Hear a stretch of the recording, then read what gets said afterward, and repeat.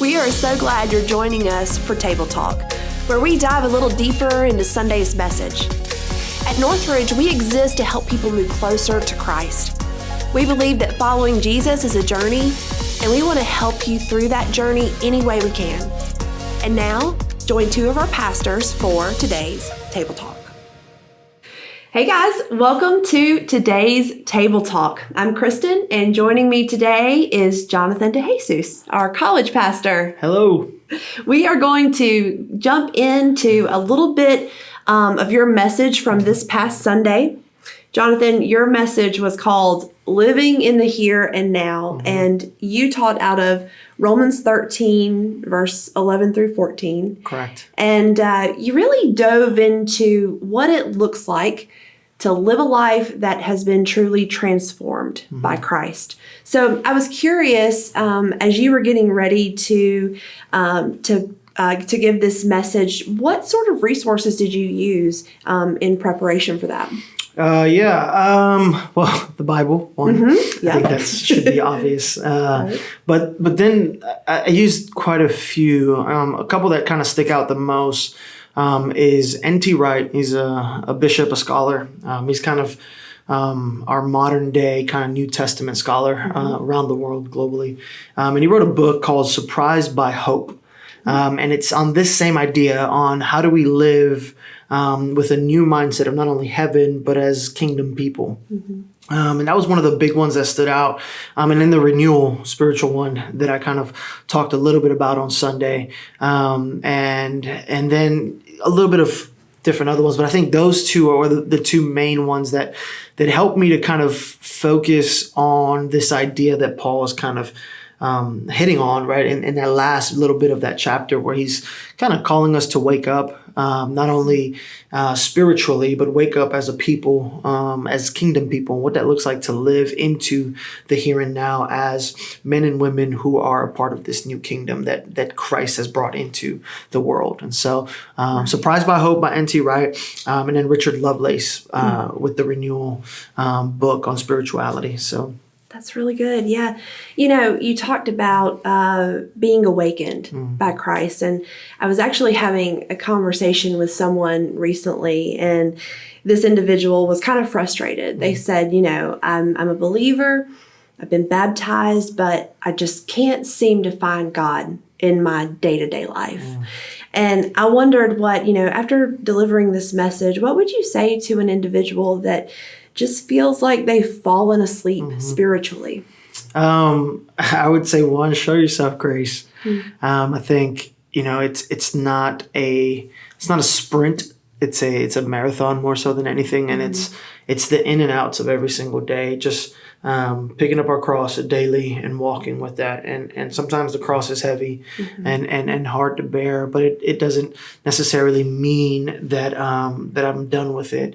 It just means I need to take a little break. And so I would say, maybe check your routine, number one, and say, have you been doing the same routine over and over and over that's become mundane and honestly boring, right? And so one of the things that I love, John Mark Comer is a pastor out in Portland, wrote a couple books, but one of the things that he's put together is called Practicing the Way of Jesus. And it's these simple yet very profound spiritual practices that we can actually start to implement into our daily lives. And the very first thing I would say is we all need a rule of life.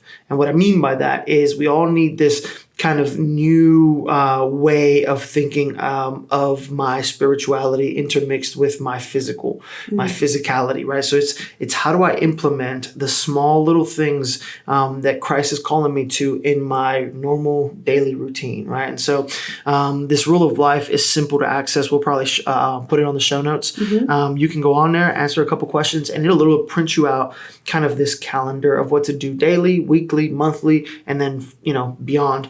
And you don't have to look at it every single day, make it a checklist, but rather just take one little thing, right? And for the next, 2 weeks, I'm just going to focus on 5 minutes with Jesus, whether that is in the Word or I'm just going to take 5 minutes to be in silence.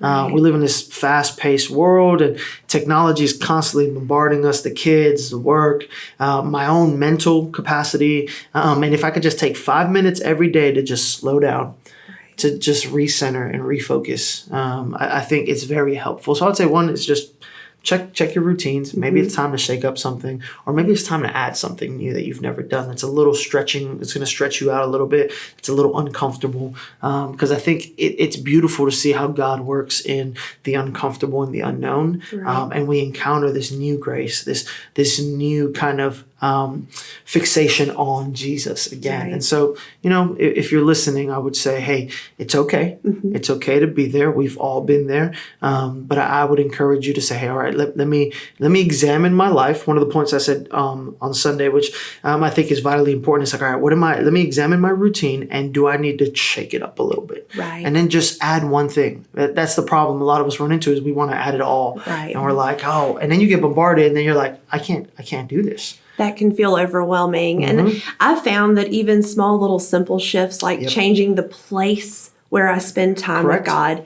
sometimes makes a difference in just how I'm feeling and how I'm listening to Him. And I would say, a lot of times we say, well, the morning is when I'm going to do it. But some of us aren't morning people. And our brains are not awake, right? Like, and that's okay. So it's like, all right, where in my day can I fit a 5-minute time with Christ where my brain is awake, I am physically ready to dive into this, and I have the time. And so I would say, hey, look at your routine and let's just fit that little nugget in there. There was a time when I had 3 kids under the age of 5.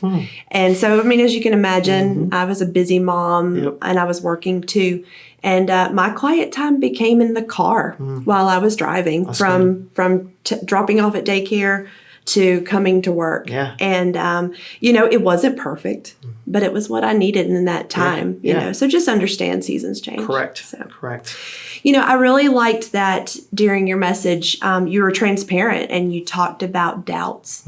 You said that even, as a pastor, you have doubts, and I can confirm that I too have had doubts in my walk with Christ.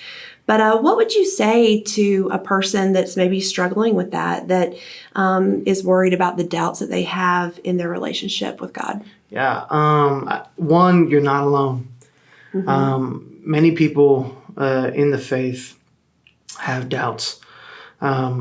The apostles had doubts on whether Jesus was who he says he was. They didn't really get it till literally after the resurrection. One of his disciples is considered the doubting Thomas, right? Like this idea that he wasn't who he said he was, and he wasn't really alive. And so here you have one of the guys that Jesus, picked out himself and said, hey, you're going to follow me. And he was there. But what I think is so beautiful is that he didn't leave. Right? He could have had all these doubts and walked away and said, I'm done. But rather, he leaned into his community. And I'd say one of the big things is, if you're having those doubts, find some men and women in your life who you say or consider kind of big role models of your faith, heroes of your faith, that you can actually sit across the table, have a cup of coffee or tea or whatever your favorite beverage is, and talk and express those doubts. And then ultimately, the hope is that person will be able to help you, walk alongside you, and show you the truths of the gospel, and show you the beauty that even in those moments, right, the hardest moments of our lives with doubts and insecurities that everyone in Scripture even had, right? And I think even, I think we look at Jesus and we romanticize him even more so than what, I think we should, and at times. And I'm not saying that he's not who he is, no, but there's this beautiful passage in the Garden of Gethsemane where Jesus says, Father, if there's any other way, right? Like in that moment, he is stressing, like, I don't want to do that. I don't want to go with this, right? That's not necessarily a doubt, but it's an insecurity. It's an anxious moment for him. And so we see Jesus in his most vulnerable moment, but yet he says something else. He says, but if not, let your will be done. Right. And so that's him leaning into the Father saying, I don't know how this is going to happen, but I'm going to trust you. And so I think in the beauty of our doubts and insecurities and anxious moments, it's lean into that. Don't run away. Lean into it, and then bring somebody along with you that'll walk alongside you and just help you to see the beauty of the gospel and how that gospel is going to take you from those doubts and show you more of him. So that you can trust in him and keep walking. So lean into that doubt, lean into God, but really lean into your community. Correct. Can be a game changer. Another really interesting part of your message was when you talked about the yet but not yet phase. And I thought that was kind of a cool way to say it, but you described it as kind of like an in-between stage. Can you talk a little bit more about that? Yeah. This was something that I wrestled with early on in my faith when I was in school. And one of my professors always used to say, we are in the in-between times. And that was so confusing. I was like, what in the world does that mean? But as he would ultimately describe it, and N.T. Wright talks a lot about this as well, it's just this stage of life that Christ has already come and he's done the work and he died on the cross. He was resurrected and then he ascended into heaven, and then he sent and commissioned his disciples and followers to continue this mission. And so then we have that aspect, but we're so far beyond that already. Right. But yet then there's the other aspect that we're in this weird tension point where Christ has already come, but he also hasn't returned yet. Right? And so we find ourselves in that middle stage, in that middle phase of this bigger picture where Christ came, but he yet hasn't returned. And so that in-between time is just focusing on constantly thinking in our minds that, yes, Christ is returning to make all things whole again. He's coming back to redeem all of life, all of creation, all of humanity, but we're not there yet. And so my call now is to live as the apostles and the disciples did, which is to not just sit back and enjoy the freedom that I now have in Christ Jesus, but actually to kind of go on the offensive, which is like, hey, I have to go into the dark world and shine my light. I can't hide it. I have to go in and tell other people who are bound in their sin, bound in their anxieties and fears about the beauty of Jesus and about the cross and the resurrection and what that has done for me and ultimately what it can do for them. Right. And I think that's where we are in our stage of life. And many of us are afraid of that because we're like, how do I do this? Simple. Tell them your life story. Yeah. And how the gospel has intersected into your life and how it has transformed your heart. Like that's the greatest, ultimately greatest tool we have, which is my story is unique to anyone else's. Your story is unique and the listeners' stories are very unique. But the whole thing at the center is that Christ has intervened into my life and done something different. Right. So just start there. Yeah. God's still writing a story through us. Correct. Yeah. Correct. So I think I really loved that you delivered this message, Jonathan. And I think it was just a really great reminder that we can't become complacent in our walk with Christ. And we can't just go through the motions.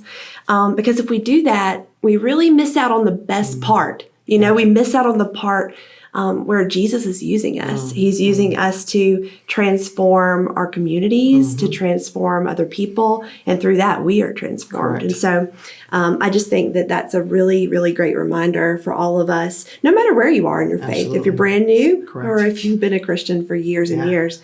So I think that's great. Thanks, Jonathan. Absolutely. Thank you. Well, that's all the time that we have today for Table Talk. We will see you next time. Thanks for joining us for Table Talk. You can keep up with what's happening at Northridge on your mobile device through our Northridge Christian app. If you want to continue to dive deeper with us in this content, please like, subscribe, and share this show.